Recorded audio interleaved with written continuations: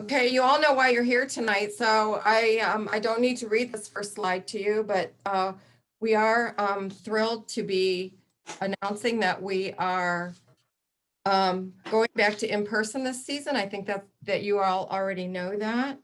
And I want to thank you for taking the time out of your schedule to attend this online training. We hope all of you and your families are doing well, staying healthy, and adjusting to our new norm. It is very exciting that we are coming together soon for in-person training and competition. We have missed everyone and are looking forward to a great season. We are recording this presentation this evening and we'll post the video on the coaches portal within a couple days, along with a copy of the slide deck. So if you have any coaches that you know are going to be joining us or just want to get a lowdown on what we're going to be doing, that will be available for them. I also want to apologize in advance for any technical issues. We're going to be bouncing in and out of polls and videos tonight. And so I'm hoping it all works. We've tested it out, but I just want to apologize in advance. And hopefully the next time we meet, it'll be in person and we won't be dealing with Zoom. Okay, we have something very special for you tonight. Before we get started with our work, I want to introduce Stephen Turner from the Newark Dragons, who has prepared a short video to lead us through some warm-up stretches and to energize us for the upcoming clinic. Stephen is currently participating in Special Olympics athlete leadership training with the support of his mentor, Coach Meredith Candelero. So don't be shy. We're all going to turn our video on and get ready for a great warm-up with Stephen.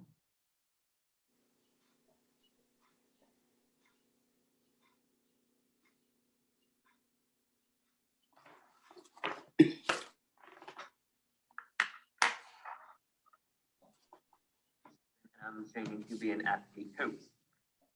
Today, I'm going to teach you on stretches step by step.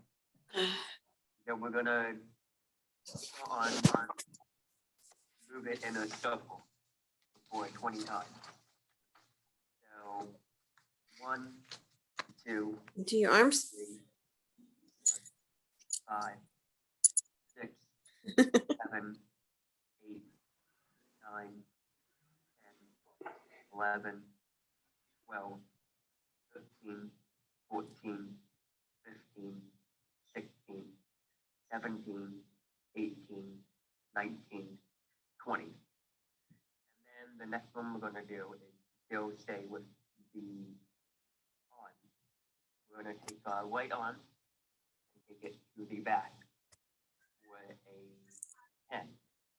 So 1, 2, 3, 4, 5, 6, 7, 8, 9, 10. The same with the other. 1, 2, 3, 4, 5, 6, 7, 8, 9, 10. And then from there, we're going to move on to the next. So we're going to lean to the right for 5. So 1, 2, 3, 4, 5. And then the other 1, 2, 3, 4, 5.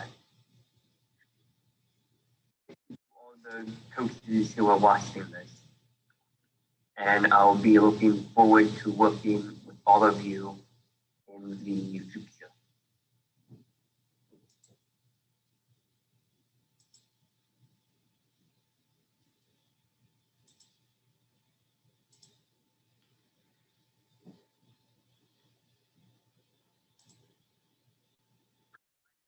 Oh, see, technical difficulties.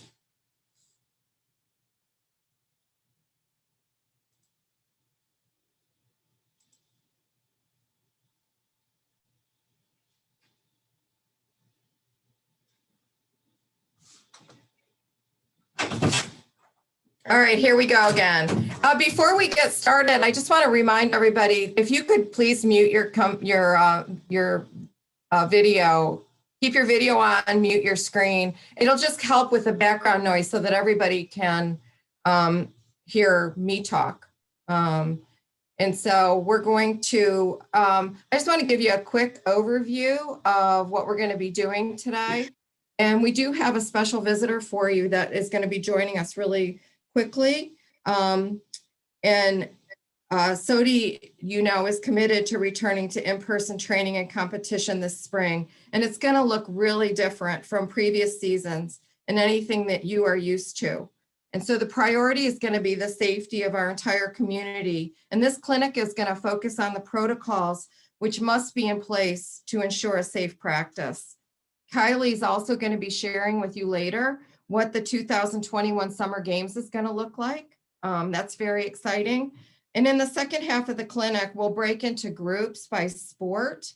And the purpose of this time will be to brainstorm different ideas on how to organize your practice to ensure you are in compliance with the COVID requirements. We have a lot of material to cover this evening and want to be very respectful of your time. So we ask that you hold your questions until the Q&A. You can go ahead and type them into the chat and we'll hang on to them till we get to the Q&A period. Again, we ask that you stay on mute to limit the background noise. And I would love to ask everyone to stay on video. However, I know that situations come up where that's not possible. And so please, without any further, I want to introduce you to our keynote speaker, Gino Gradkowski. Gino currently holds a position with the University of Delaware Athletic Department, working with student athletes in leadership development. Gino played football for UD and was drafted by the Baltimore Ravens in 2012. Now in his post-NFL career, we are fortunate to have Gino back at the University of Delaware and as a great supporter and friend of Special Olympics. Gino has a great story to share with you today. So without further ado, ladies and gentlemen, I'm pleased to introduce Gino Gradkowski. Hi, everybody. Thank you, Cheryl. Great to see everybody. I'm really excited to be here tonight. And I'm glad that we even had a dog get in on the stretches there this morning, or just a little bit ago. I needed that little stretch. I don't stretch as much as I did when I was playing, so I appreciate that from Steven. Before we get started, if anybody, I just want everybody to throw in the chat some of the different sports that you're coaching this year, just so I can get a sense of what sports we're working with. Bocce, nice. I was once a bocce ref. That was very high pressure situation. Softball, track, did some track timing. I love it. Good. All right. And then the next thing, I want you all to put in what your favorite part is about coaching the athletes. What's your favorite part about coaching the athletes?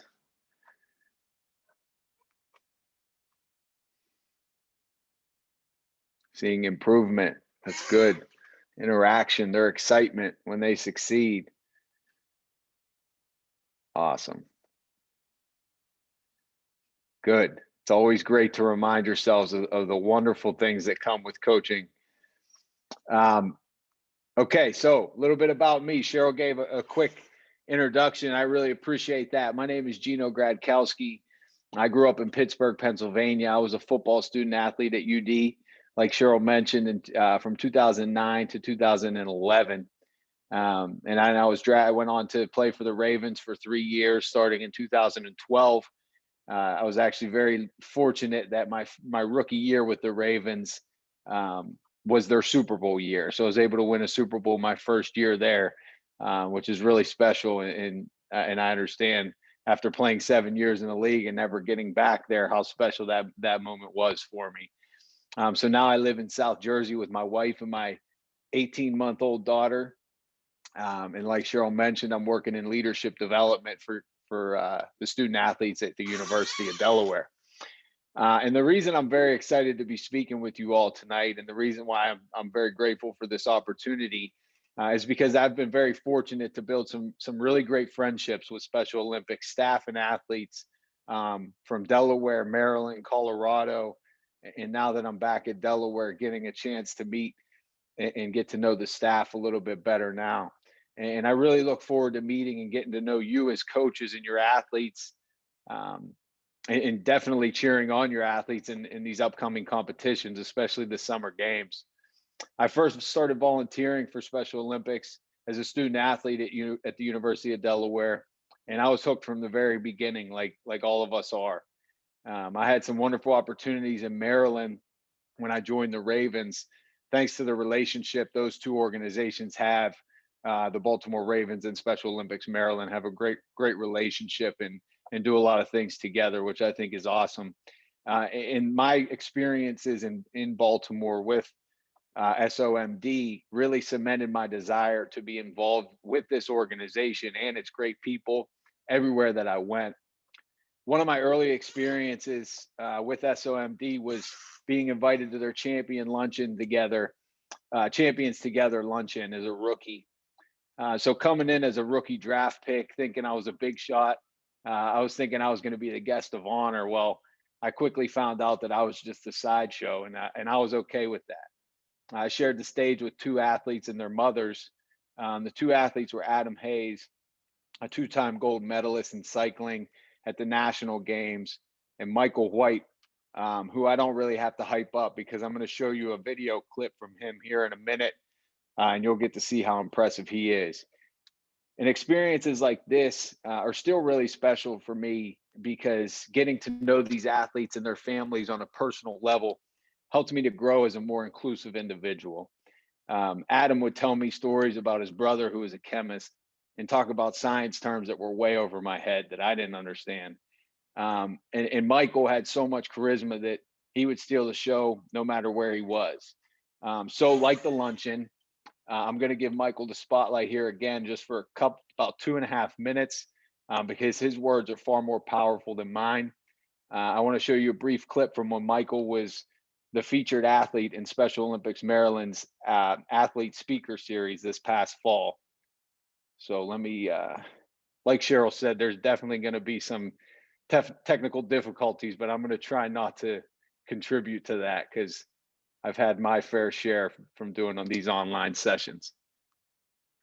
All right, I'm going to share my screen there, sharing sound. Everybody can see Torch Run on their screen. Give me a thumbs up. All right, let's do it.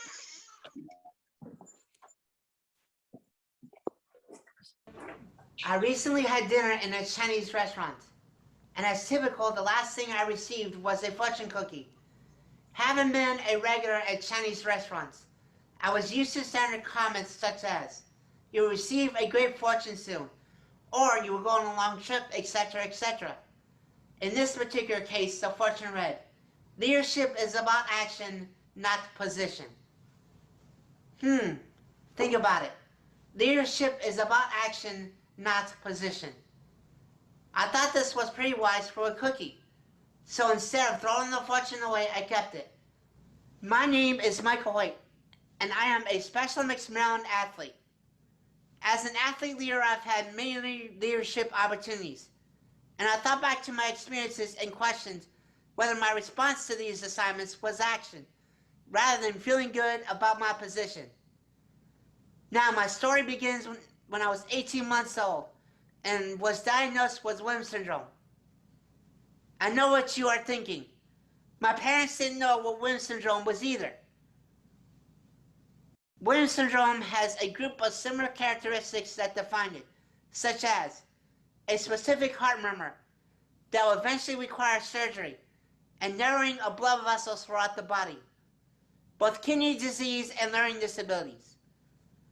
They said I would probably never be able to read or write, and my comprehension levels would be very low. I would also have poor coordination and low muscle tone. They expected me to be very anxious and unable to adapt to changes in my everyday routines. The doctors that gave me this label painted a very bleak picture for my parents. They were told that expectations of a normal life for me were very poor. Overall, they felt my development would be handicapped to a point that my parents should consider institutionalizing me rather than keeping me at home. But my parents stopped listening to the doctors and decided to treat me as Michael and not as a label. To overcome adversity, labels, and low expectations of others, you have to be a person of action. Obviously, I've learned to read and write, and my comprehension is very good because I worked very hard in school. Labels are sticky and often hard to remove. Labels allow others to put you in the box, so the world is neat and tidy. But the world is messy, and I love it. As it turns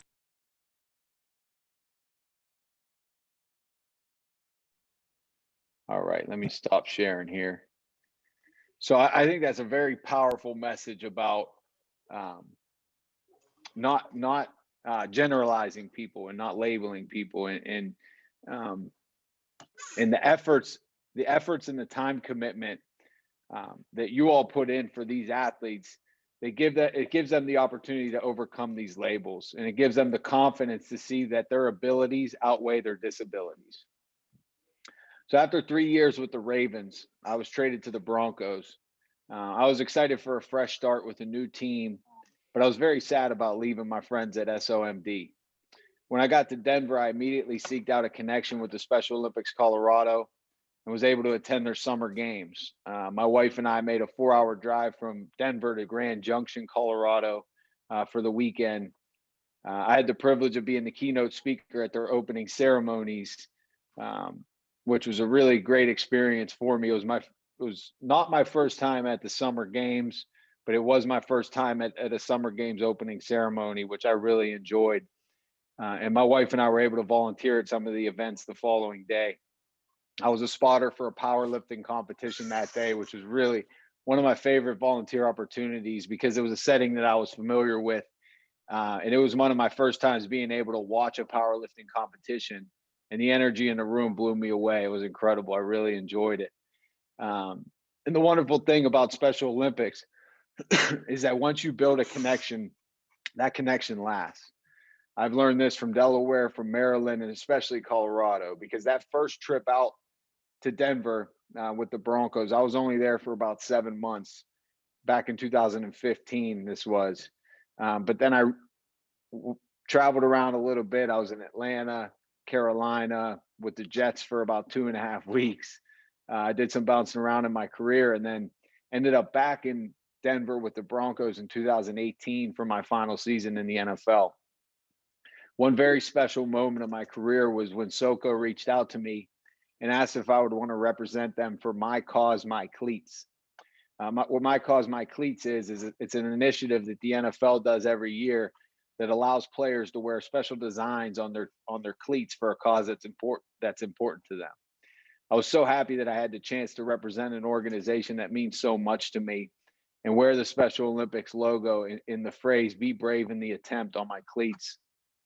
I'm gonna go ahead and share my screen again and show you these cleats, which are currently right behind me is my gym in my basement, and I have a little locker set up with, let me see if I can share again. Yeah, I can. So I have a little locker set up with all my jerseys, and I have these cleats in there that the Special Olympics of Colorado created for me to wear in one of the games. And it was really, I wish I was able to wear these cleats every game, just because looking down at them was such an uplifting thing for me and an encouragement for me. And brave in the attempt, I think, is such an incredible phrase for every person to embody, regardless of what you're going through, regardless of what's happening in your life. As long as you face it with courage and with your best effort, that's really all that matters. So that was a really special moment for me to be able to wear those cleats.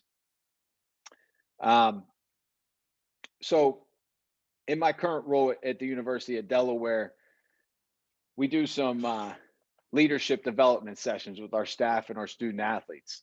And a tool that we like to use, one of the tools that we like to use are images called habitudes from Growing Leaders. And what they are, they're visual metaphors that teach important leadership principles. And there's one habitude that's called cathedral building. And I won't take you through the full session, obviously, but I'll explain it like this. So a man's walking down the street and he sees 3 construction workers in the early stages of construction. The first one looked miserable. The second one looked neither happy nor frustrated. And the third one had a pep in his step and a smile on his face. So the man wanted to know what they were building. So he approached the first worker and said, "What are you doing?" The guy just looked up annoyed and said, "I'm laying bricks. What does it look like?" So the man went up to the second worker and asked the same question. "What are you doing?" The second worker said, "I'm just out here trying to earn a paycheck." Still not the answer the guy was looking for. So he approached the third worker and asked him, "What are you doing?" And the worker replied with a smile on his face, "I'm building a cathedral." And the whole concept of this habitude is to look at the big picture. And I'm sure at times after a long day at work or a rough day with the kids, you may not feel like going to practice or training your athletes, but reminding yourselves of the big picture perspective that this third worker had can give you the energy and the encouragement to be the best coach that you can possibly be for your athlete on that given day. And the big picture is this, which I'm sure you all know this, especially these first 2 points. But the first point is you give your athletes the opportunity to improve and compete in a sport that they love while building a community that they absolutely deserve. The second point is you give your athletes' families the opportunity to cheer on their loved ones and the opportunity to see the satisfaction of their hard work paying off. And the third thing, which you may not consider, your commitment to these athletes allows the opportunity for so many people like me to get to know these athletes on a personal level and open our eyes and broaden our perspectives to help us see others more than labels. That's why I'm so thankful for the efforts of the coaches and the staff members from the Special Olympics of every city that I've been in. And really so I'm going to wrap up because I'm learning that less is more, especially in its virtual setting. And I know that you all have a lot to get to tonight, so I don't want to take up much more of your time. I just wanted to say how excited I am for the summer games this year. It's been a few years since I've attended a summer game, so I'm really excited to get back into it. I was really looking forward to them last year, and I'm sure this past year has been very difficult for the athletes not being able to do what they love. So I hope they come back with great energy and they're ready to work. I know they will be. So thank you so much for your time. I really look forward to getting to know you all more and getting to know your athletes more. And I'm really excited about having the opportunity to cheer them on at different events and being able to help out any way that I can. So I really appreciate the time tonight.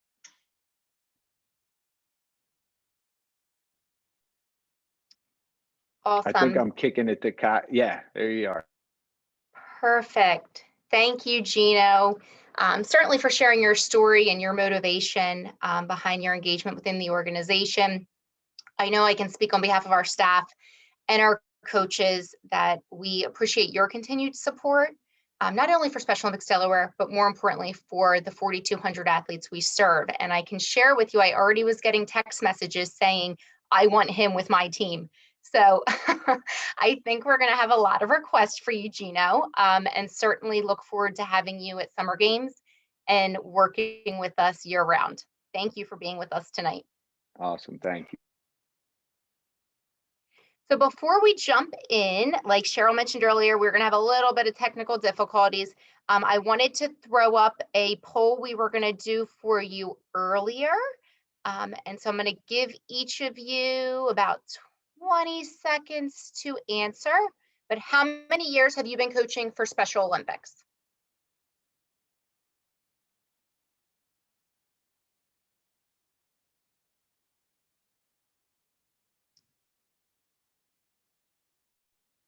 Give you another 5 seconds.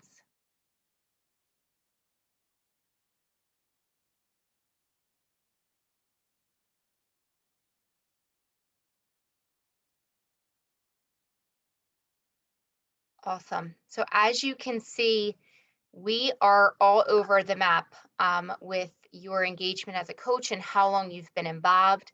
That's really impressive. First season to 27% of you have been with us for more than 15 years. That's awesome. Thank you all so much. And I think I can speak on behalf of everyone that even those that it's your first season and those that have been coaching for more than 15 years, this season is going to be different and is not going to be like any other one we've had.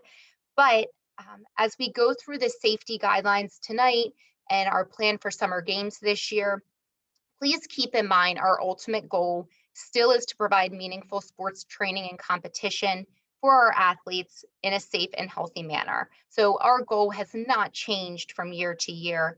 The safety of our entire community, especially our athletes, is at the forefront of all decisions we have made and continue to make. The safety measures we will outline today follow the recommendations and guidelines of Special Olympics, Inc., CDC, and the state of Delaware, along with input from our leadership, area directors, and board of directors. This plan certainly is live and growing. We will be continuously monitoring it and adjusting if necessary to ensure all safety measures and protocols are being met. With that being said, we also want to ensure all of our participants, athletes, volunteers, coaches, unified partners are comfortable when they train and or compete this season. We certainly respect, understand, and support anyone who is unable or uncomfortable returning in person. And so with that, we will certainly be continuing to offer virtual fitness. As I mentioned, this is very fluid and active. And so as we talk through everything, I want to thank you in advance for all of your flexibility and your patience this season as we navigate these different times we're all experiencing. With that being said, I would like to kick it over to a new member of our team. For those that have not had the privilege yet to meet Louise Doe. Louise is our Director of Volunteers and Athlete Initiatives. You will have the opportunity to work closely with her in regards to your athlete registration, your volunteers and Class A certification, uniforms, and then other athlete initiatives. I'm going to pass it off to Louise. Hi, everybody. First of all, I'd just like to say thank you very much for being here. Thank you very much for all that you do and continue to do. As Kylie and Cheryl said, this year is going to be an interesting year and challenging in many different ways. And we have made some changes. And we recognize that as a coach, you have lots to manage. And so we have added a practice safety volunteer role. And they will have various roles throughout your practice. Their main role to begin with is to come and set up check-in area about 20 minutes before your practice starts. And they will set up a check-in area with the tools that we have provided for them. And they will greet all the participants as a first stop. So they'll be the first stop in the practice. And as they arrive, they will be checking off everybody on the roster. As you can see with this diagram here, this is a sample roster. It will have the COVID questions on it. It will have all of your participants listed. And then those of you that have received rosters, you will see anybody below the line in red will not be permitted to participate until they have a valid Class A or a athlete physical on file. And so the practice safety volunteers will be given some handouts to give to participants who are not on the roster, or if they answer yes to any of the COVID questions or their temperature is high, then they will be given a document to contact the office.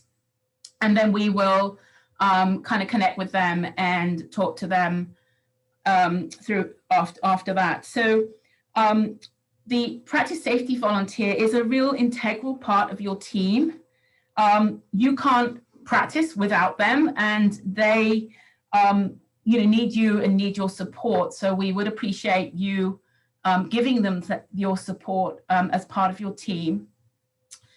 And then during practice, Their role is to make sure everybody's using hand sanitizer, participants when they arrive and throughout practice, assisting with social distancing, wearing masks, and then cleaning the equipment. And as we hand out, we have a whole folder of information, and there will be specific cleaning instructions for each sport, and they will help you to manage that throughout the practice. So then their role is really for the whole practice, not just kind of check in. And we hope that they will be valuable to you. They will be required to submit the rosters to the office within 48 hours of the practice, so that if there are any issues or any concerns, we can deal with it quite quickly and have that information to hand. So that's why it's so important that we have everybody on that roster, so that we know who's been at practice and we can contact them if there's any concerns. Thank you. Awesome. Thank you, Louise. So as we go through, all of this information will be sent to you guys as well. It is available on our website, but we're going to go through it all tonight. Face mask must be worn at all times. We recognize this will certainly be an adjustment for everyone, especially our athletes. We do work with a vulnerable population, though, and out of abundance of caution, as well as ensuring we are meeting all of the guidelines set by our training facilities and public health, face masks are required at all times this season. Again, this all will be monitored and evaluated as we go. So if any adjustments come up, we will let you know, but face masks are required. Social distancing should always be enforced. We are fully aware naturally things could occur, such as softball, that are unavoidable. As you begin to plan out your practices, though, please think through how you can properly social distance with warm-ups, drills, cool downs. Also, as all of you are aware, we will be doing groups of no more than 15 participants. Participants includes our athletes, coaches, practice volunteers, and unified partners. Your group should remain consistent from practice to practice. When we say groups of 15, though, please keep in mind it is a group size. So if you have a practice, let's say of 30 individuals, you need to just plan on how you're going to split that up into 2 groups and spread them out accordingly. So for track, they might be on opposite sides of the track. For softball, your groups may be doing drills in left field and or in the outfield on the left and right side. So just plan accordingly. Think that through as you're beginning your practice preparations. And then when you do have these multiple groups at a specific training facility, just think through how you're going to move around in an organized fashion. We just want to do all we can to limit interaction and large group sizes.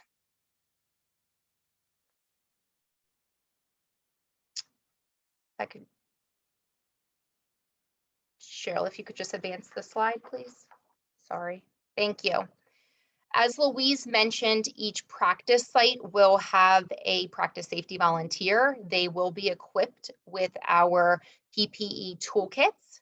In this kit, you'll have everything you should need to not only complete your pre-practice screenings, but everything you'll need to sanitize all equipment throughout practice. You will have your thermometers, your gloves, your hand sanitizer, wipes to clean equipment.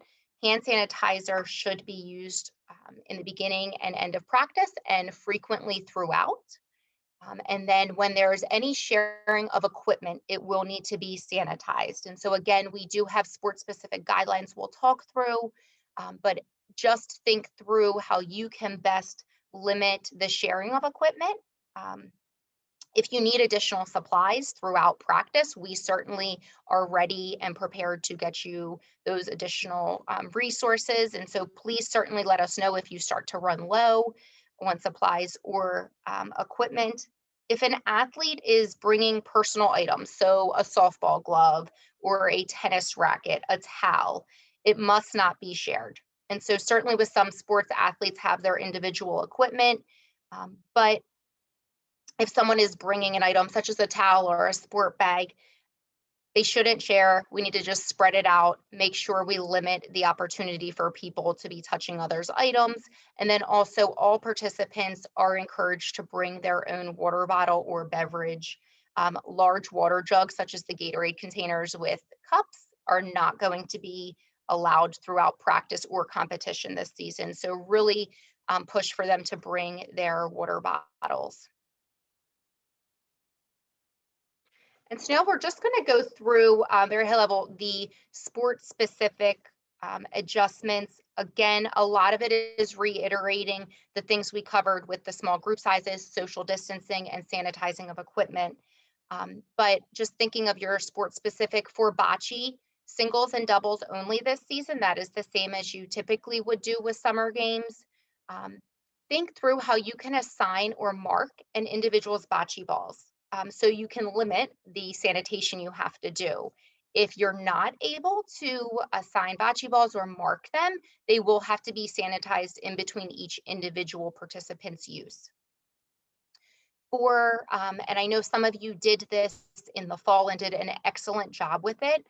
Think how you can social distance on the sidelines or in between throws. And so can we give you colored dots that you could spread out along the court? If you're utilizing benches or chairs, do you need to place an X on them or some type of identifier as to where athletes and participants should be seated, again, to encourage social distancing?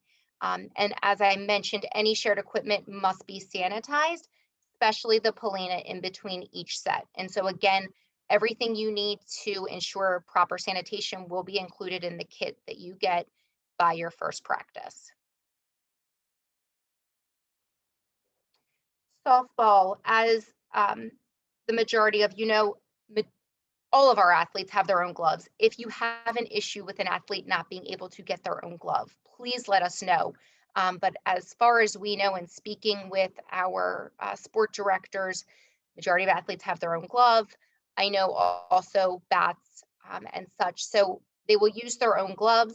Bats, catcher's equipment, and helmets must be sanitized in between individual turns. So again, just as you're thinking through your practice plans and how you're going to engage not only your practice safety volunteers, but your additional coaches and volunteers, assign someone who's going to sanitize in between batting practice, who's going to sanitize the bats or the catcher's equipment and helmets.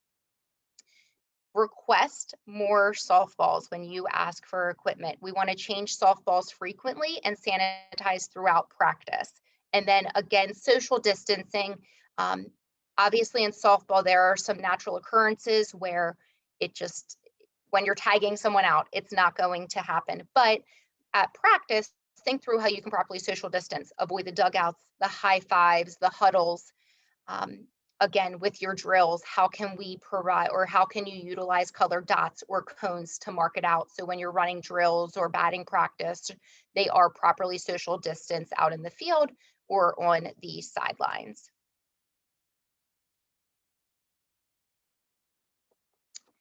And certainly, last but not least, tennis. And so this season, we will be offering skills and singles only, again, to limit the close interaction between participants. Athletes must use their own rackets, just like I mentioned in softball. I don't think it's an issue after speaking with many of you, but if there is an issue with an athlete obtaining their own racket, please certainly let us know so we can support you with that. Limit the sharing of tennis balls between individuals. Know that's a little difficult, and tennis balls also are very hard to sanitize, but limit the tennis balls as much as possible. And then just think through how you can use the tennis hopper or tubes to pick up tennis balls at the end of practice to limit the physical touching. Oh, I said last but not least, I'm so sorry, track and field. I did not mean to forget you guys. So last but not least for our 4 sports that we're offering, track and field.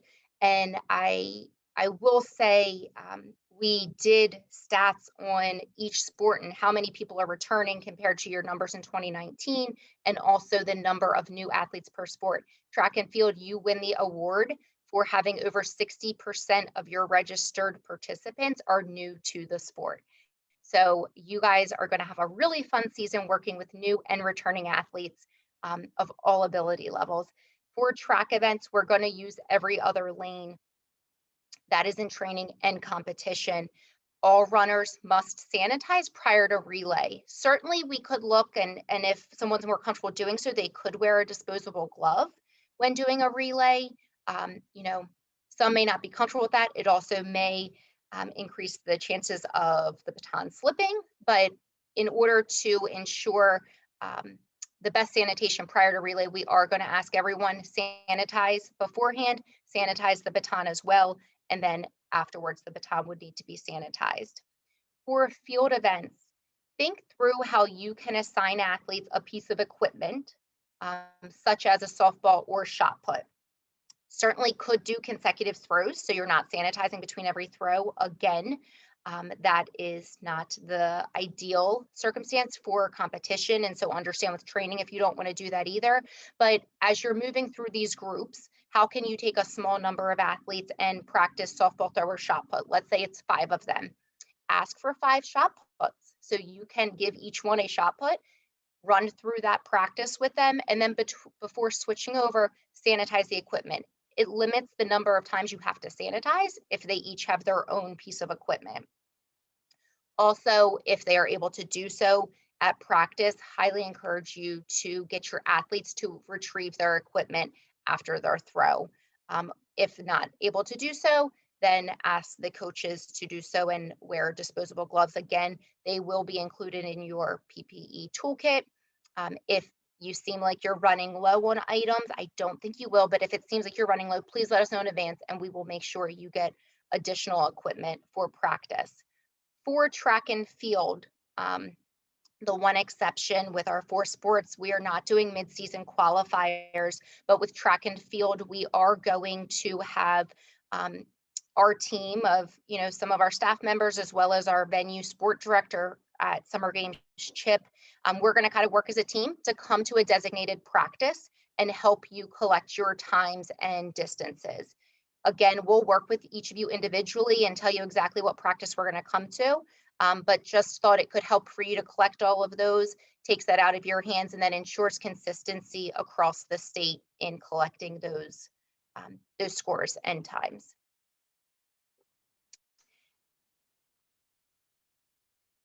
And so, oh, go ahead.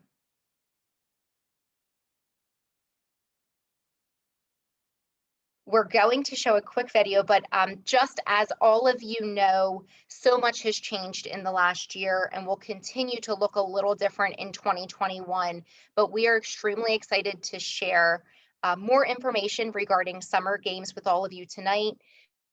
I'm affectionately referring to this Summer Games as Summer Games 2.0 because the reality is it's going to be different, but we are just as committed to ensuring our athletes experience meaningful competition and we celebrate their accomplishments just like we do every single year. Let's start the video, Cheryl. Sorry about that.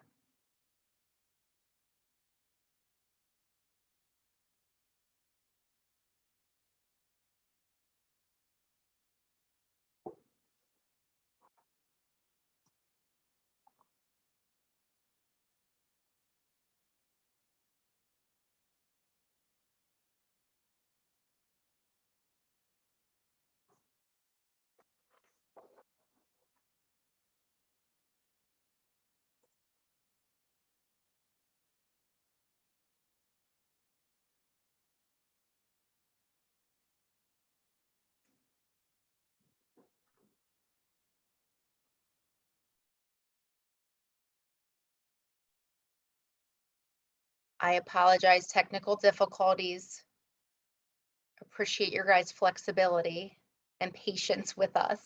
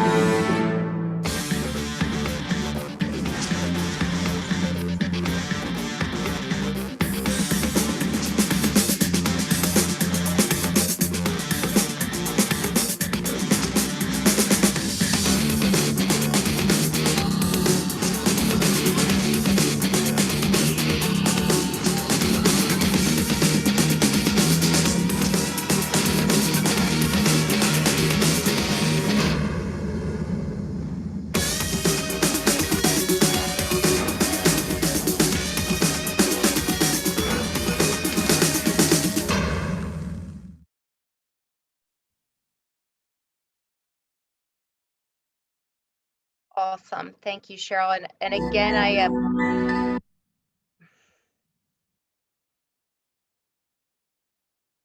I appreciate your guys' patience and flexibility. Again, like Cheryl said, we can't wait to be back in person. We don't have to do any of this Zoom stuff. So once we get the opportunity to put the PowerPoint back up,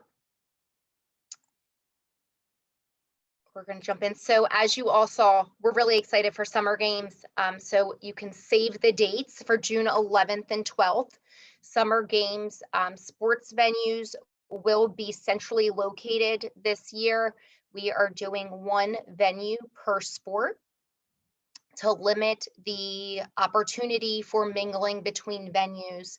And so for sport venues centrally located, it is our 50th summer games. And so we have custom made 50th anniversary medals and ribbons that we will be sharing and revealing at summer games this year. We also will be celebrating with a virtual opening ceremony and dance on Friday evening. And then at these sport venues, besides the sport being offered, they will look very similar in the sense that each one of them will have a health and fitness activity that athletes can participate in while they're not competing, as well as grab and go snacks and concessions or food trucks available for purchase for our spectators.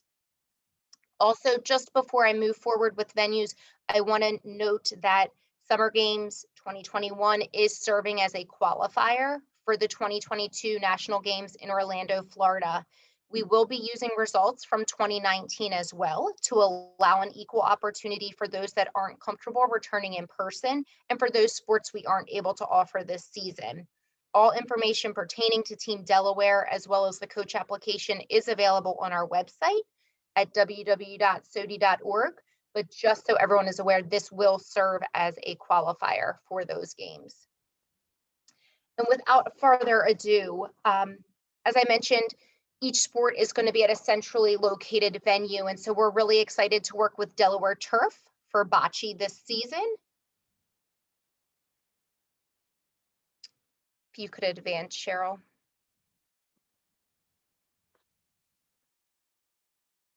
Just to make note, bocce will be taking place on Friday, June 11th only. So bocce at Delaware Turf, Friday, June 11th.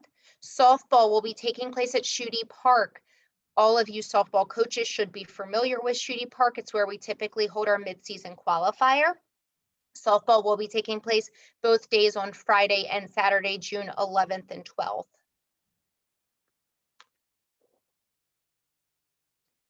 Smyrna High School is going to serve as the venue for our tennis competition this year.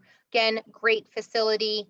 We'll have our 8 courts, really nice open spot to create a Special Olympics atmosphere while we are properly spaced out with our performance stations and awards and hospitality. Tennis will be taking place on Saturday, June 12th only. So with skills and singles, it'll be a one-day only competition at Smyrna High School. And then last but not least, Caesar Rodney will be serving as the host site for our track and field competition. All of our track and field coaches are probably very familiar with Caesar Rodney since it also serves as our midseason qualifier location. Excited to share they've done a complete renovation, and so it will look a little different for you. It's a beautiful facility. They're really excited to have us track and field will be taking place both Friday and Saturday, June 11th and 12th.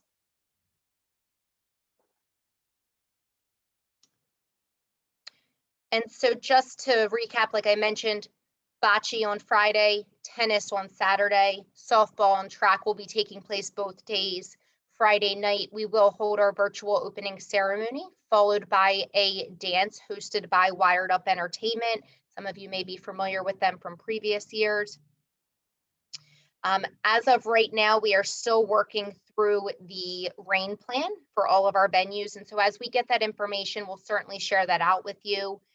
Also, specific competition schedules will be coming later in May. We're going to talk about, when rosters are due and letters of intent and all of that, but we are looking at ways to limit the number of participants and spectators by venue. So we will be looking at how to best divide competition by division or events.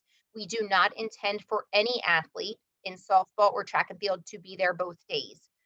So everyone will only be competing one day. Again, all of that information will be coming. A lot will be shared via the coaches portal and via email with each of you and your sport directors. And so again, thank you for your patience as we work through all of those details.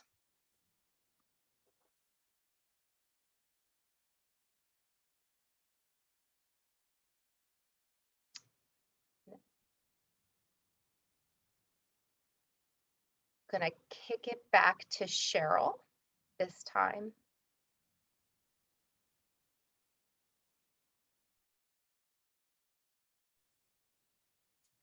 Okay, everybody, before I get started on this admin stuff, I am going to tell you that I'm going to keep my day job and not look for any kind of a technology position with Zoom. That I am anxious to leave this behind and start seeing all of you in person. So I think that this is my way of not becoming technically savvy, is because I don't like it and I'm resisting it. So rather be with all of you.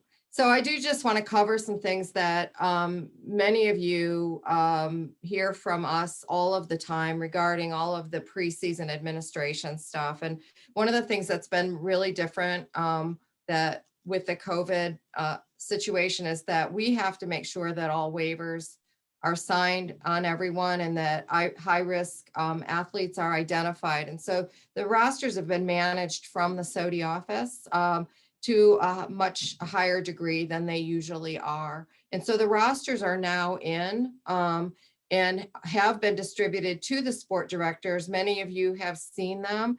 If you, they are on the coaches portal, the approved rosters. And as Louise spoke about, at the bottom of the rosters are any individuals who have registered who we do not have current medicals or Class A on. And so those need to be, those situations need to be resolved, and they need to be updated prior to that person being able to participate in practice.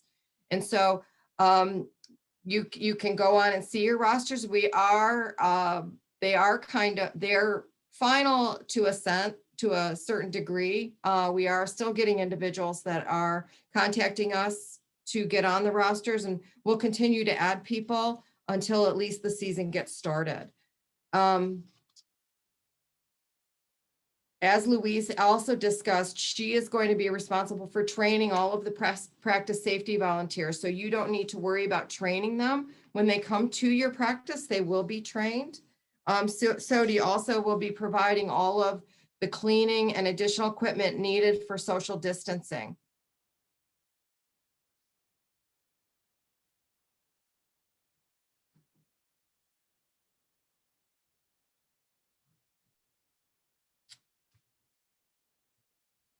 As I said, the sport directors have received the rosters. They need to, as sport directors, you need to ensure that your coaches have athlete medicals and unified partner forms on hand at practice. We can provide them to you digitally, or if you have the ability to access them, or we can provide paper copies. Sue in our office is she's very quick at doing it. You just need to request them. Some of you already have some physicals and only need additional ones. If you need full sets, we can help you with that. The sport director should manage that and let us know how to get those to you. Sport directors should also be communicating the practice time and location to those on the approved roster. The area postcards are up on the area websites. You can drive the athletes and volunteers to the area pages to look for practice times. But it always helps if you contact them directly, remind them that practice is starting and that where they need to go and what time. At this time, Kylie recommended that you start thinking through any additional sport equipment that you need. We recognize that you're going to need more, for track and field, you're going to need more shot puts, you're going to need more tennis balls, all kinds of equipment. We have, poly dots, we have cones. And so you should start requesting equipment now. Practices are going to start within the next couple weeks, and I can get you that equipment. You can just email me, call me. There's also a link on the portal where you can actually type in the equipment. But actually, it might be easier if you just contact me and we can talk through what you need and how we can get it to you. For your first practice, prior to the athletes arriving, the practice safety volunteers will be there. There needs to be a single entrance to the practice. Everyone's going to need to go through that COVID screening. There will be additional signage. You can spread out all of your equipment and map out all your socially distanced stations. It's much easier to do before your athletes get there. When the athletes arrive, they're going to be excited and they're going to want to come right onto the field and get out there and get started. It's going to be really critical that they stop first at that practice safety volunteer station. And so your help with that and making sure that the athletes are coming to the station first is greatly appreciated. I also want to remind you that the coaches portal is the place to go. If you're looking for information about the season, we're going to be posting this clinic. We're going to be posting the supporting documentation for the clinic. Rosters are on the portal. Any schedules, deadlines, all of that information is on the portal. Uniform requests, updated rules. We've just updated all of the coach resources. Special Olympics International has put out a lot of updated guidebooks for coaches that are sport specific, and we have updated those on the individual sport specific portal pages. So I would recommend that you check it out. We're constantly updating that information as we get it. We try to keep the portal very current, and it helps because you don't have to try to keep track of that last email that you got. You can just go to the portal to look for information. The password is the same as it's always been. I don't want to change that because I don't want to confuse everyone, but I will remind you that this is information for coaches, eyes only. We don't like to share this information yet with our families because a lot of it is work in progress. And so just bear in mind that as things are finalized regarding summer games and summer game schedules, we will post those on the athlete pages and make those available to our families. The stuff on the portal is really for coaches' eyes only. So we really do recommend that you keep it that way. Louise is going to be working with all of you on athlete uniforms. It's been a while since we saw our athletes in uniform. I would recommend that you have if your athletes have taken their uniforms home. Some of them are collected and stored at the SODI office. Some of you have assigned your uniforms to the athletes. You may want to have a practice where you ask the athletes to wear their uniforms or bring them one day to make sure that they have them. We'll be looking at softball teams to make sure that we don't have duplicate numbers, but it's probably better that the athletes start looking for those uniforms now rather than later, because Louise is going to need to know if you need uniforms. So appreciate if you guys would look at those now.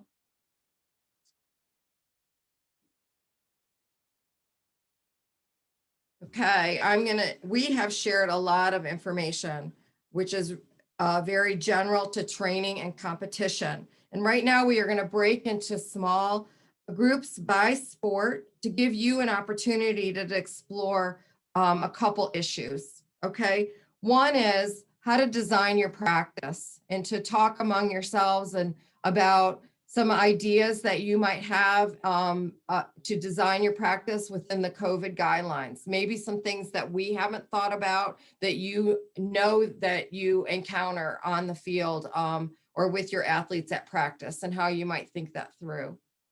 The other is, as Kylie said, we have a lot of athletes in new sports. They're not necessarily new athletes to Special Olympics, but maybe they're swimming athletes that are because we're not offering swimming or powerlifting, are trying a new sport. And so you're going to see athletes come to you that maybe haven't tried that sport before and you're going to need to think about how you're going to train new athletes with all of your returning athletes. And so you might have some ideas about how to do that. And so we just ask that you maybe think about these two when you're in the breakout room. We're going to go for about 10 minutes. We have facilitators in each of the room that are going to help keep notes, because when you come back, we're going to ask you to, or ask the facilitators to share some of what the group has discussed. And so enjoy the breakouts, and we'll see you back here in about 10 minutes.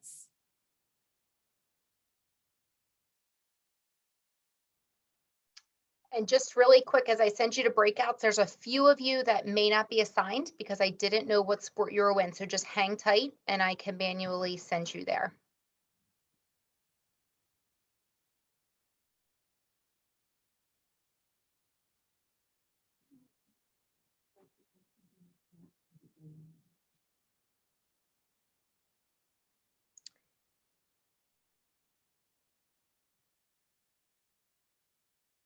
Joe, what sport are you with? I'm sorry.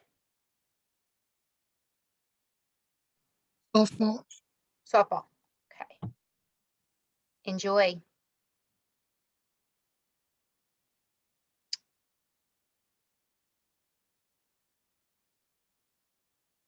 Elizabeth, what sport are you with? If you're talking about Elizabeth Mislevich, Yes. my daughter signed me on, so I'm Deborah Seifer and I'm with Bocce. Okay, perfect. Hang tight, Deborah, and you will be directed to that room. Thank you. Thank you for being here tonight. And then my friend with Galaxy Tab A, I'm not sure who it is.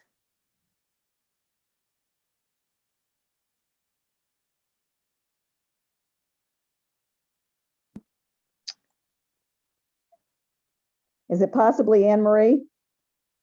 That's who's speaking. Anne-Marie, what sport are you with? Tennis. Okay, awesome. Thanks, Anne-Marie. Thanks.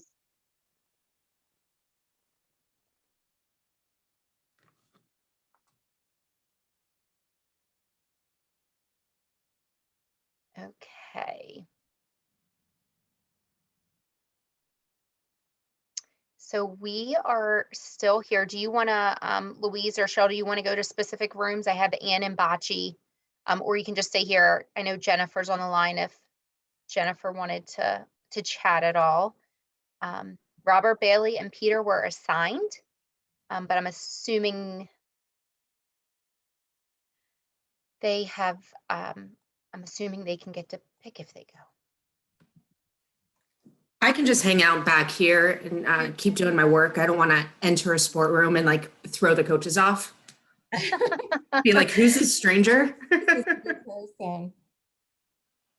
No problem. We can talk offline, Jen, but I hope this is meeting what you were looking for. This is amazing. Like, I want you guys to focus on whatever you need to right now, but you guys are knocking it out of the park.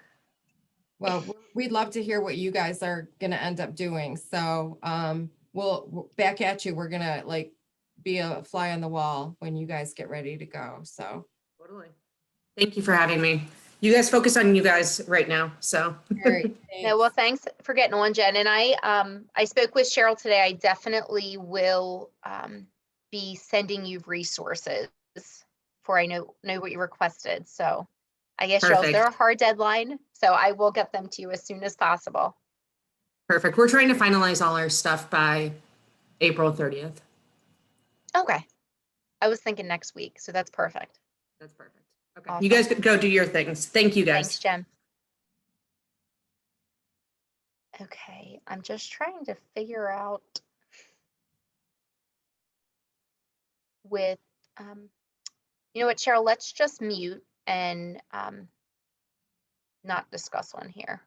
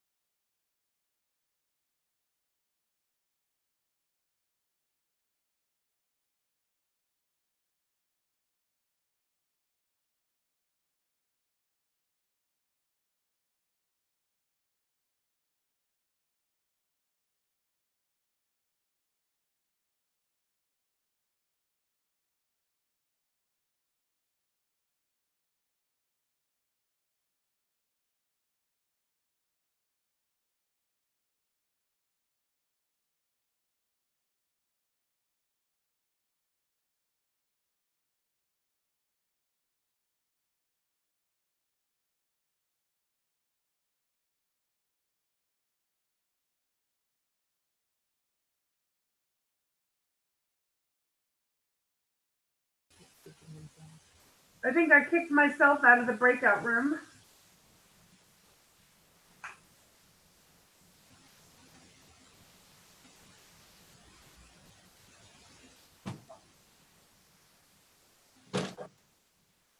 Just going to give it about 5 or 10 more seconds. People are coming back.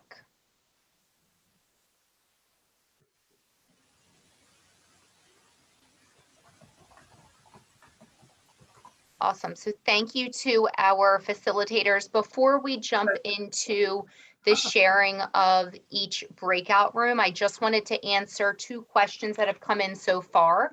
And also just remind you, we will do a Q&A at the end. So if you have additional questions, please feel free to type them in the chat. We will do our best to answer all of them tonight. If we cannot answer them, we will certainly get back to you as soon as possible.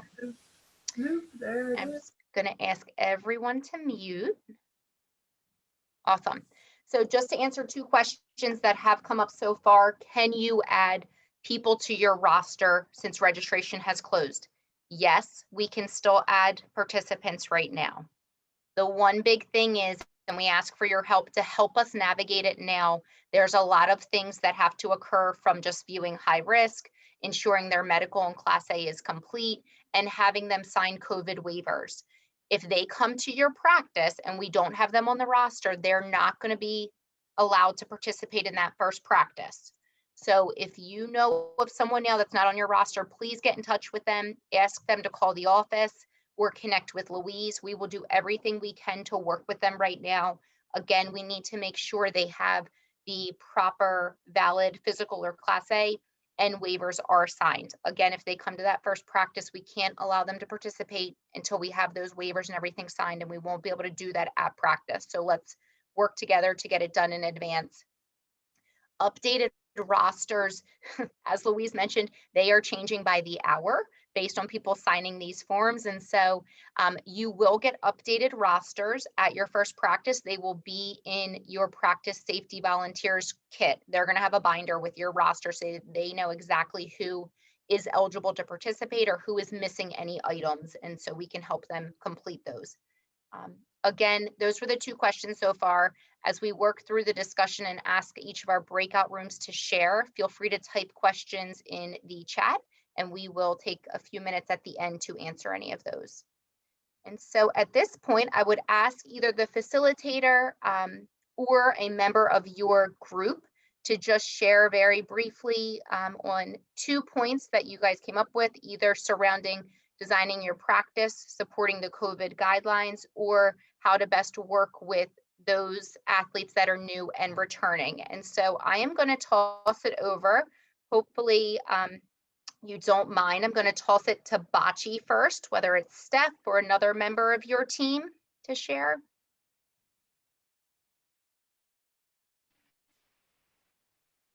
I will. I promise not to sing Snoop There It Is anymore when I'm not muted. We did have a pretty good conversation, and one of the topics that we discussed was good drills that we used. We got a lot of good points.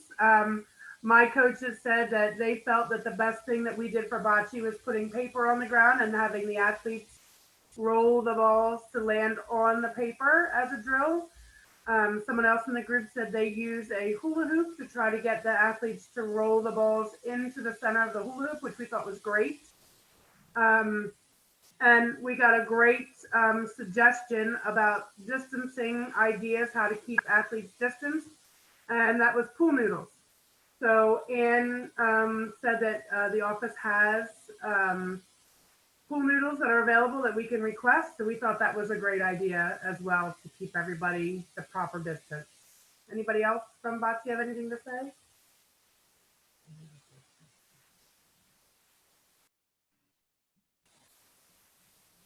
We always love targeting at solo cups. That's a great idea too.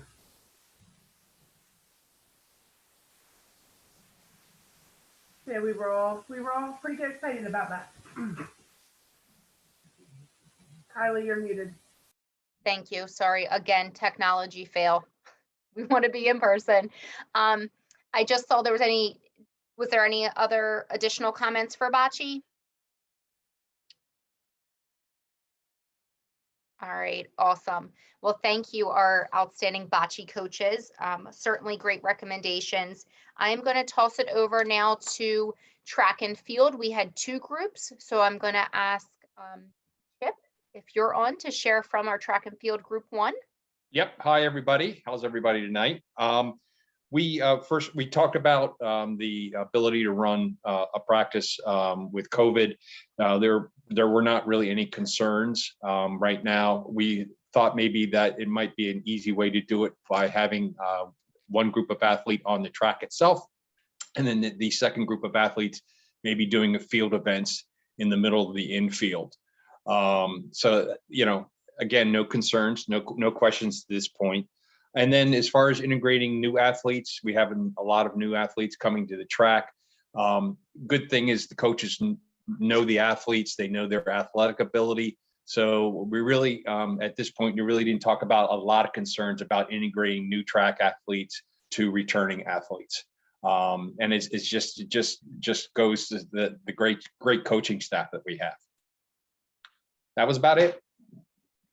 Awesome. Thank you, track group 1. I'm going to see Kylie Lavelle for track and field group 2. Anything to share? So we said for like the new and returning athletes to, when we break them up in groups, have new athletes and returning athletes in each group. So the new athletes don't feel like they don't know what's going on or excluded. And that way the returning athletes can show them like what a 25 is or how to do the stretch or like softball throw or shot put. And we also talked about having cones set up on the track so the athletes know where to stand when they're finished doing like their lap or their dash. And also realizing that we haven't seen our athletes in 2 years, so we have to condition them and not just have them come out and say, all right, go run 2 laps and not talk about how they haven't trained in 2 years. Great point. Certainly hope they've been doing some virtual fitness with us, but the reality is they may not have. So great point from track and field group 2. Thank you for that. Tennis, Marie, anyone with our tennis coaches like to share?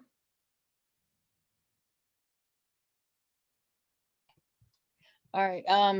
Well, I kind of did all the talking, so they did have questions.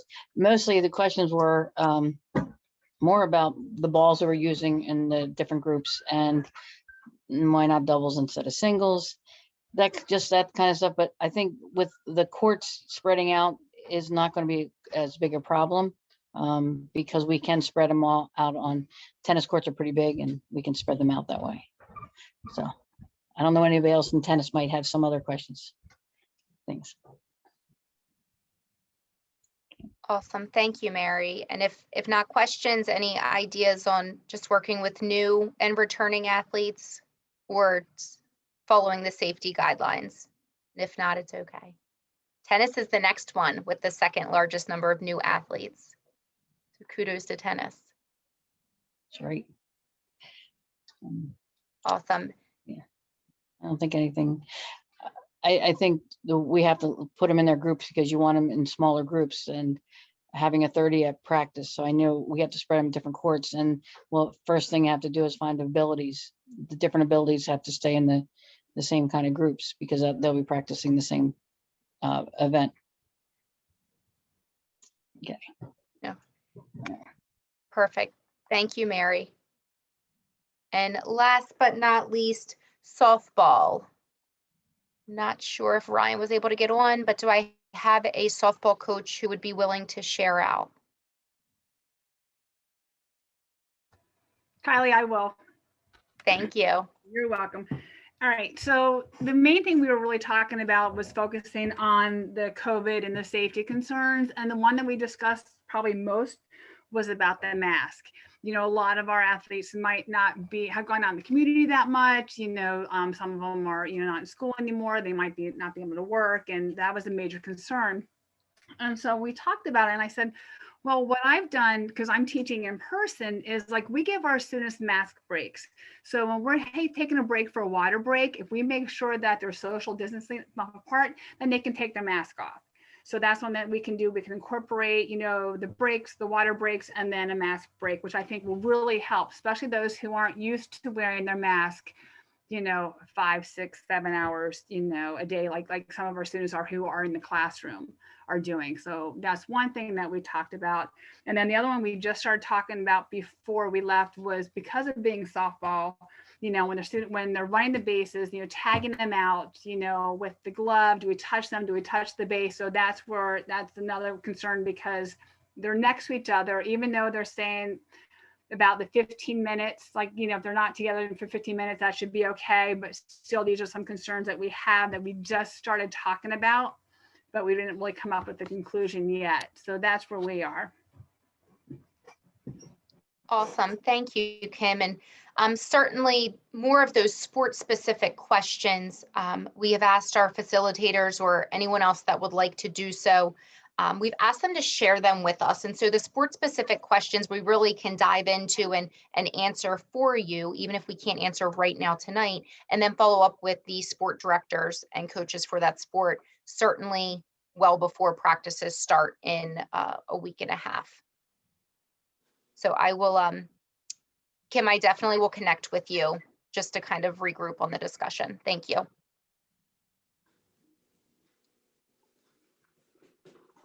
Awesome. And so again, feel free to continue typing in any questions you have. We're going to move on from the breakout summary.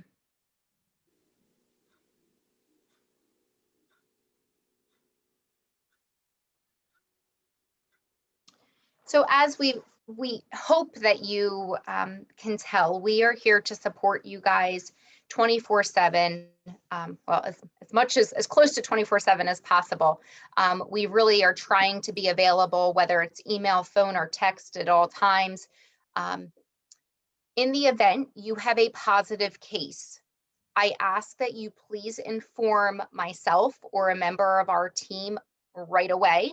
SOTI will manage all communication to impacted participants via email and or phone call.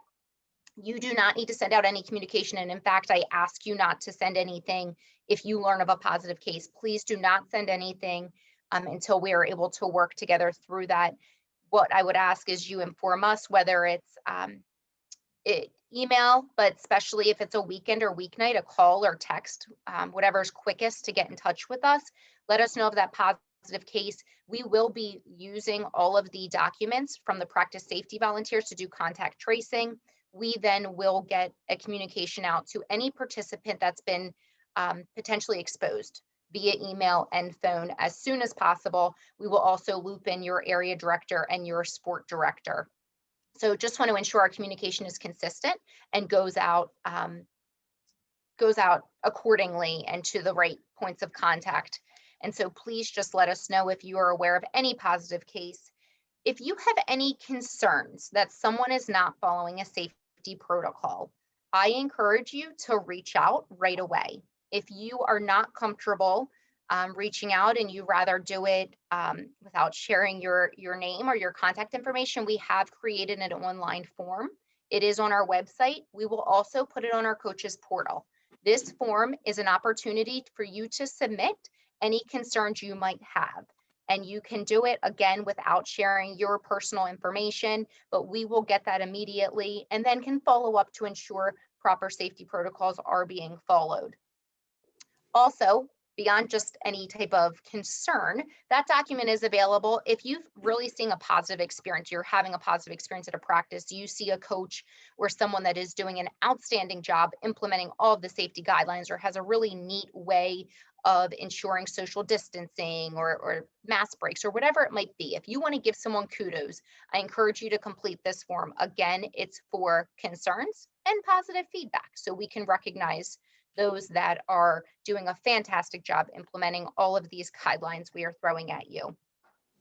If you find yourself in a situation that we haven't previously covered, that you are not sure what to do and you're not hearing from us right away or we haven't answered, that could be a situation that arises.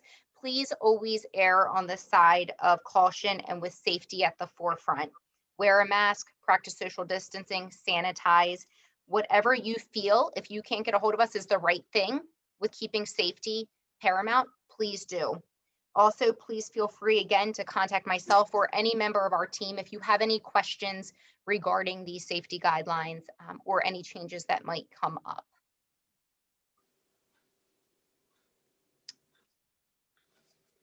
And so before I toss it back to Cheryl again, I know we've thrown a lot of information at you tonight. We have taken up an hour and a half of your busy schedules, but like we said, we are so excited to return this season. We are amped up to work with each and every one of you and to be able to hold summer games. Your diligence in ensuring our athletes follow all of our safety guidelines and all of our participants are following safety guidelines is paramount to ensure a safe and meaningful season. Again, we want to provide a meaningful opportunity for our athletes with safety and health at the forefront. And so I thank you in advance for all you're going to do with your preparations of practice and while holding practices to ensure everything is being followed.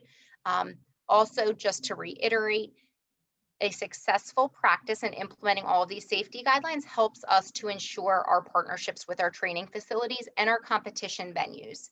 And so we have worked with all of them to understand what their protocols are and ensure we are following them. We do not want to be kicked out of a training site or a venue.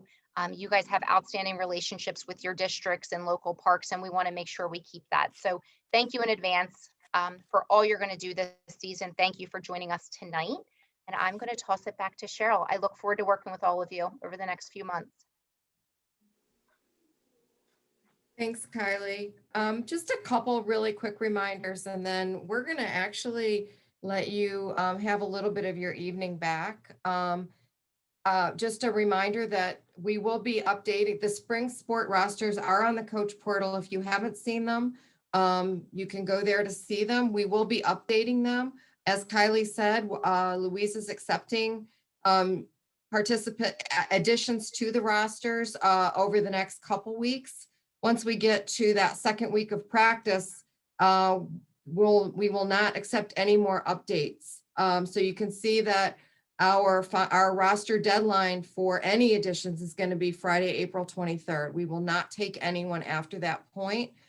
We are trying to stay as close to that, the expectation that our athletes get in a certain number of practices before we go to competition. We realize that things are going to possibly come up where practices need, if there's a exposure or something and a practice is closed, we will not penalize athletes because of that. So it's just going to be one of those seasons where it's a work in progress. It's really important to all of us that you share any questions or concerns that you have. We want to make it a great comeback season for all of you and for our athletes. So communication is going to be the key here. Please don't think that you're emailing too much or you're calling too much. We want to talk to you. We want to know what's going on. We want to make sure that we're working through all of those issues. Make sure that you're communicating to your athletes when and where their first practice is. Again, that information is on the area pages, but we know that a lot of our athletes are not computer savvy. A lot of families are not computer savvy. So it helps that we communicate that both from the office and also from the coaches. So it never hurts. They never hear it enough. Make sure that you get your sport requests into me. If you don't have equipment, we want to start working with you to get you the equipment that you need to start your practice. And again, the practice safety volunteers will have the crates with all of the PPE. So you don't need to worry about that, securing that equipment. That equipment is coming to you via the practice safety volunteers. Like Kylie said earlier in the presentation, if there's something in there that you're running out of or you don't need or you don't have, the practice safety volunteers should stay on top of that, but you can certainly request it also. Please consider them, as Louise said, part of your team, even though they're operating a little bit away from the normal duties of a coach or assistant coach. They are going to be there. They're going to be there for your entire practice. So please include them in any team meetings, just so that they know what's going on. Likewise, if you need to cancel a practice for whatever reason, we need to make sure that they are in the loop too. So we can help you with that.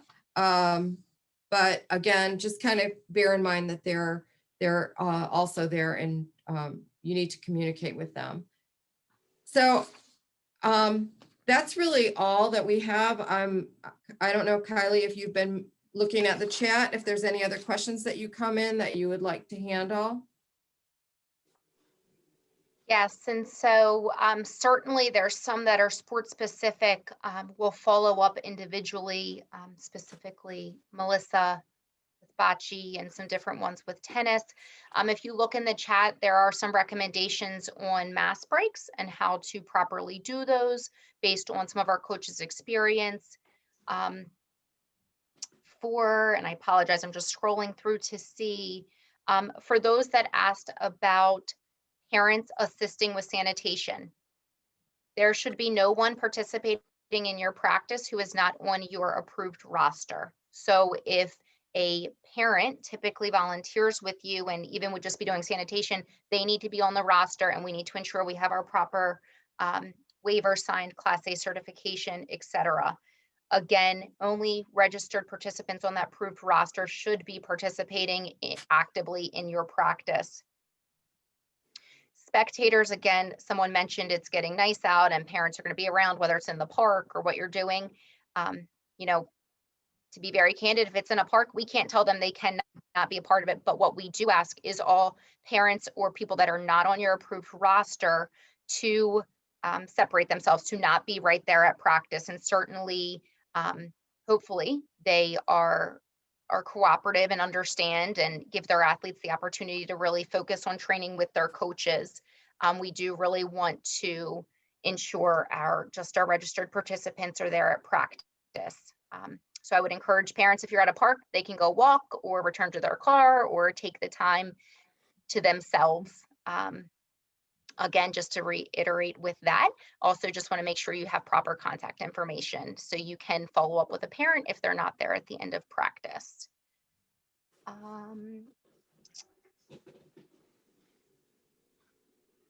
Parents and caregivers should not be on the courts at tennis, correct? Absolutely, if they're not on that approved roster. And so you'll see in the chat, Louise also offered the practice safety volunteer training if anyone wants to join in on that, so you can just be fully aware of what they're hearing and how to best work with them at your practice. We will continue to go through these questions. Like I said, there's a lot of chats coming in, but we'll go through them. We will stay on here for a few minutes if anyone wants to stay on and chat. If we did not answer your question, we will follow up with you if you do not stay on here. So again, just to reiterate what Cheryl said, thank you for joining us. We could not hold this season without each and every one of you. You are such a vital part of our program, and we appreciate all that you do. I think we are going to wrap it up for this evening. We're going to give you back. It is actually 7:40. We're going to give you back 20 minutes of hope you enjoy it. And again, thank you so much for joining us this evening. I know it was a lot of information. We will be posting the recording and the slide deck on the portal if you want to watch it again for whatever reason, or if you just want to share it maybe with somebody that couldn't join us this evening. So again, thank you. Have a great evening. Please stay healthy and safe, and same for your families. We're looking forward to seeing you all. Good night. Hey, thank you, Cheryl. Bye. Thank you, Kylie. Great clinic. Awesome clinic. Great job. Thank you, everyone. Hey, everyone. Thanks. Thank Great you. job. Great job. Bye, everyone. A lot of good information. Bye. Hey, bye, Sai. Everyone, thank you. Well, bye. Thanks. Thank you. Good night.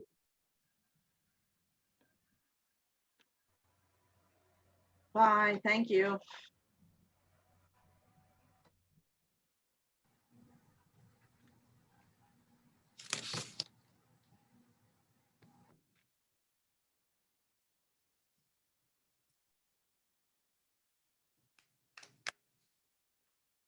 Hey, Stan, did you want to chat? No, I just found a way to look at the chat notes, and I was just scrolling through them. Yeah, I copied and pasted them. They kept coming in, but it kept jumping back and forth, and some were private messages. And so I just copied and pasted them all into a Word document so we can go through and make sure we answer everyone's questions. How did it go in your group? Oh, it went great.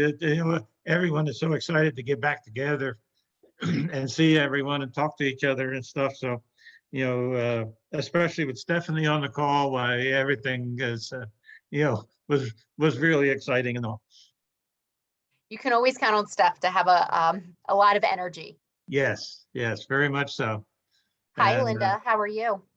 Good. I don't know that if I signed up for that training tomorrow night with Louise.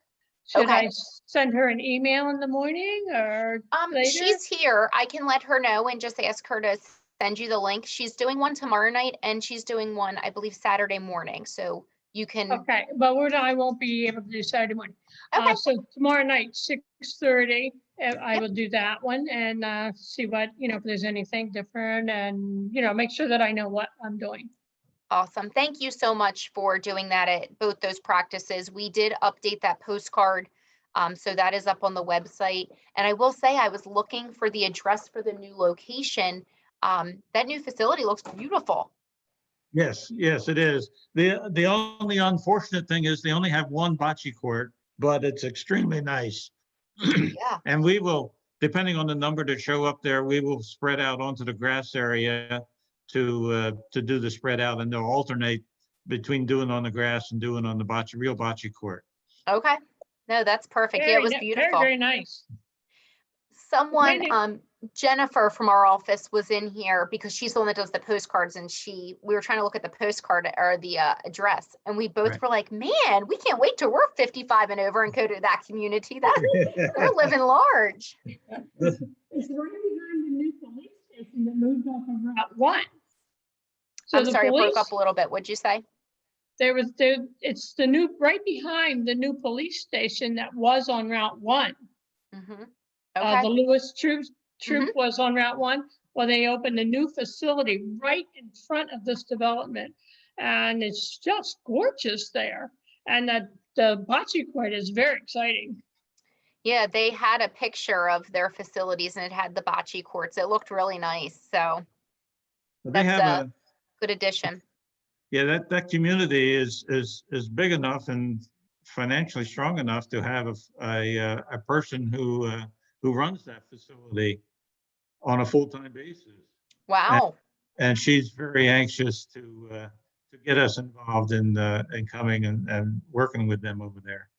The person That's has awesome. has worked with special needs people before. She's actually working with the parent that talked to us. Okay. That athlete broke her ankle very badly back in the fall, and she's been doing physical therapy with that athlete. And it's just, we went to see the facility on Sunday, and we were amazed at how much better that athlete is getting around. That's awesome. Well, very cool. Well, certainly a great opportunity to create more partnerships for you guys down there. And it helps to spread out your bocce team with the 3 venues. And so I know Louise mentioned you had a few people add on. So if there's anyone else, let's try and do our best to get them on radar now. So then you don't have to, or the safety volunteer doesn't have to turn anyone away at that first practice. Yeah, it's we still have a few other physicals that's missing, and for a couple that have signed up. So that's one thing we have to work on. Okay. And I know of one other player that is probably going to join. It's a former weightlifter who's probably going to join. They do bocce with us. He does bocce with us in the fall normally, and he did bocce with us last. And I don't see him on the list, and I will reach out to them and make sure that they are, do they want him on the list or off the list type of thing. Awesome. I'm not reaching out to the majority of them because I don't want them to feel that they have some pressure. Yeah, nope, completely understand. And again, I know we talked yesterday about some of the concerns with the mask and the heat and all of that. And, you know, the big thing is that's why we just want to be very upfront with what it's going to look like. So people can make a decision based on, you know, what they're able to manage or what they're comfortable with. And Right. so, you know, in the event, we'll certainly cover this, but in the event you have someone training that they know they're not going to go to summer games, we just, when we ask for those rosters, we'll just ask you to note that then so we can plan accordingly. So, Yeah, yeah, well, I suspect we'll have a couple. The tough part might be is if it comes out to be an extremely hot day and we have some last minute cancellations, and when you assign 2-person teams, that's a little shaky. yeah, yeah, no. I see my signals. I see my signal is shaky as well. Well, it's okay. Our technology was a little shaky earlier with our technology fails with the video, but Right? Jeez, on top of everything. Yeah, our internet service is not the best here for some reason. That yeah, I get that it's at work, on work calls sometimes as well. yeah. Well, certainly we don't want to keep you any longer since we were giving you back some time. So enjoy the rest of your evening. Yes. But if anything comes up, please certainly feel free to reach out and we'll talk to you soon. Great. Thank you so Awesome. much. Thanks, Stan. Please tell Linda and Carol we said good night. Thank you much. Good night.